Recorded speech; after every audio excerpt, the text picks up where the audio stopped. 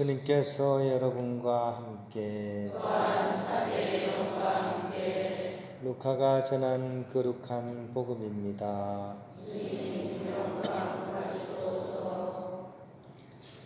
그때 예수님께서 제자들에게 말씀하셨다. 내 말을 듣고 있는 너희에게 내가 말한다. 너희는 원수를 사랑하여라. 너희를 미워하는 자들에게 잘해주고 너희를 저주하는 자들에게 축복하며 너희를 학대하는 자들을 위하여 기도하여라. 내 뺨을 때리는 자에게 다른 뺨을 내밀고 내 겉옷을 가져가는 자는 속옷도 가져가게 내버려 두어라. 달라고 하면 누구에게나 주고 내 것을 가져가는 이에게서 되찾으려고 하지 마라. 남이 너희에게 해주기를 바라는 그대로 너희도 남에게 해주어라. 너희가 자기를 사랑하는 이들만 사랑한다면 무슨 인정을 받겠느냐? 죄인들도 자기를 사랑하는 이들은 사랑한다. 너희가 자기에게 잘해주는 이들에게만 잘해준다면 무슨 인정을 받겠느냐? 죄인들도 그것은 한다. 너희가 도로 받을 가망이 있는 이들에게만 구워준다면 무슨 인정을 받겠느냐? 죄인들도 고스란히 되받을 요량으로 서로 구워준다. 그러나 너희는 원수를 사랑하여라.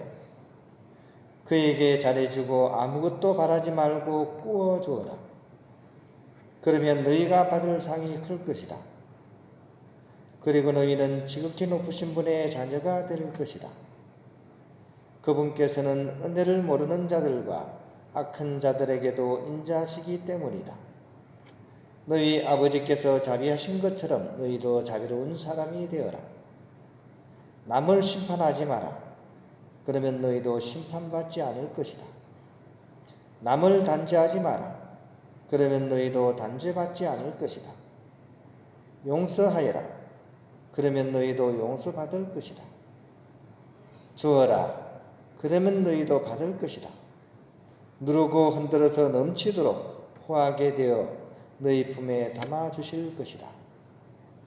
너희가 되질하는 바로 그 대로 너희도 되받을 것이다. 주님의 말씀입니다.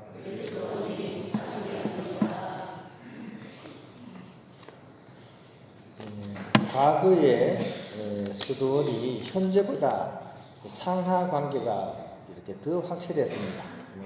저희들 작은 형제회가 나오기 전에 주로 베네딕토회가 중심이었는데 베네딕토회는 오르도 중심이죠, 그죠? 일종의 이제 계급이 있었던 거죠. 그 명칭도 그때는 이제 장상 형제, 그러니까 이렇게 어른 장자죠, 그죠? 위에 있는 어르신 이런 개념입니다. 거기에 상대하는 사람은 수하 형제입니다. 그러니까 장상 형제와 수하 형제 관계가 옛날에 있었던 거죠. 순환에. 하지만 작은 형제회는 형제를 더 중요하게 생각합니다. 상하 관계보다도. 그래서 뒤집히는 경우도 가끔씩 있었던 것 같아요. 그래서 저희 수도에 이제 성프란치스코의 어떤 편지글을 보면 이렇게 막 재미난 그런 글들이 많습니다.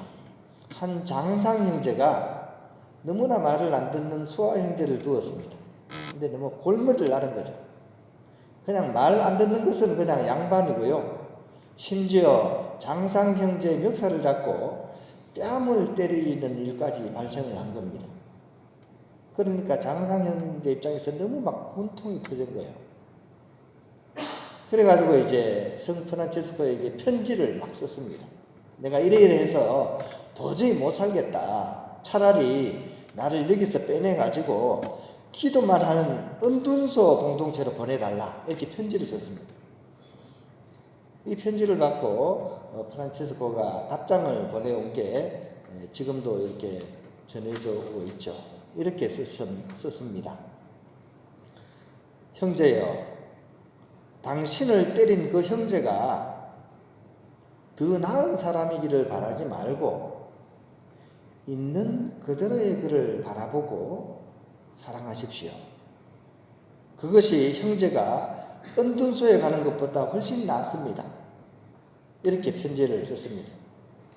복장 처지라고 이런 편지를 썼는지 모르겠지만 또 그 이후에 어떤 일이 벌어졌는지는 몰라요. 편지가 거기서 이제 종료가 됐으니까. 근데 여기 이 편지에서 가장 중요한 것이 바로 있는 그대로의 글을 보고 사랑하라는 이야기입니다. 있는 그대로의 글을. 이게 왜 중요하냐면 우리가 가까이 지내는 사람들의 경우에는 있는 그대로를 잘 못 봅니다. 내가 가지고 있는 그런 선입관이 굉장히 크게 작용을 합니다. 거의 다 그냥 이 선입관으로 본다고 하는 게 더 정확할 수도 있습니다. 그러니까 가까운 사람들이 누굽니까? 부부 사이가 될 수도 있죠. 가족 관계가 될 수도 있죠. 또 회사 동료, 친구, 본당 교우 가까이 지내다 보니까 잘 아는 것 같지만 사실은 오히려 더 정확히 못 보는 경우가 많다는 거죠. 맹점이 있습니다. 예를 들어서 그죠? 내가 마음을 너그럽게 쓰기가 가까운 사람이 좋아요? 먼 사람이 좋아요? 어떤 사람이 더 내가 마음을 쓰기가 좋을 것 같습니까? 의외로 잘 아는 사람보다는 처음 보는 딱한 사람이 우리 마음을 훨씬 더 강하게 울려요. 그래서 TV나 인터넷 보다 보면 정말 난민들이나 아프리카에 막 이렇게 굶어 죽은 아이들 이런 거 보면 자기도 모르게 그냥 전화를 탁 해가지고 ARS라 그러잖아요. 그거 하기가 훨씬 더 쉬워요. 더 쉽게 지갑을 엽니다. 그래서 사실 가까운 사람일수록 우리가 있는 그대로의 글을 보기가 힘든 거죠. 하지만 우리가 있는 그대로의 글을 볼 수 있을 때 우리는 그것을 바탕으로 결국 사랑과 자비의 무한 도전이 가능해진다는 것입니다.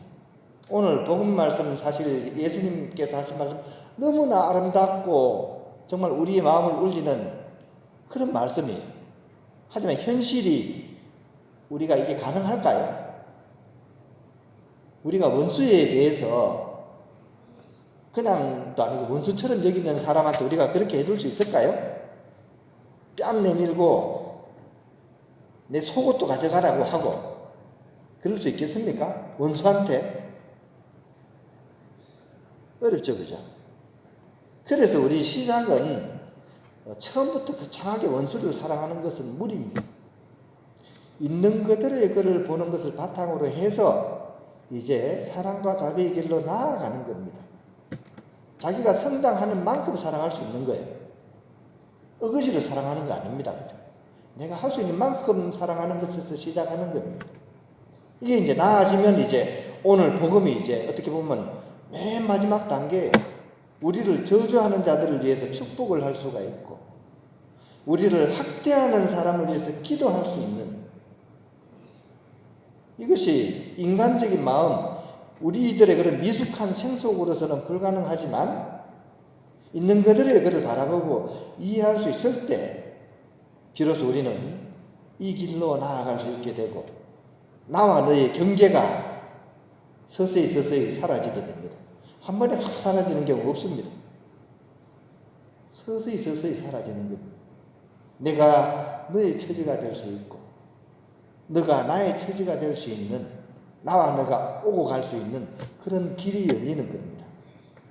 이렇게 나와 남의 경계를 허물어 버리는 삶, 남이 곧 나이고 내가 곧 남인 삶, 이것이 사실은 궁극적으로 우리가 가야 될 아버지의 모습입니다. 하느님 아버지의 모습입니다. 그리고 진정한 자비의 모습입니다. 그리고 자식인 우리는 우리의 부모이신 그 하느님의 자비를 닮아갈 수 있어야 됩니다. 삶의 방향은 확실합니다.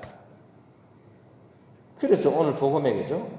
이렇게 아버지께서 우리를 사랑하시는 것처럼 우리도 자비로운 사람이 되라고 예수님께서 우리를 이렇게 일깨우고 계시는 것입니다. 누르고 흔들어서 넘치도록 후하게 되어 너희 품에 담아주실 것이다 라고 격려의 말씀까지 해주고 계십니다. 그 시작은 어디서부터라고요?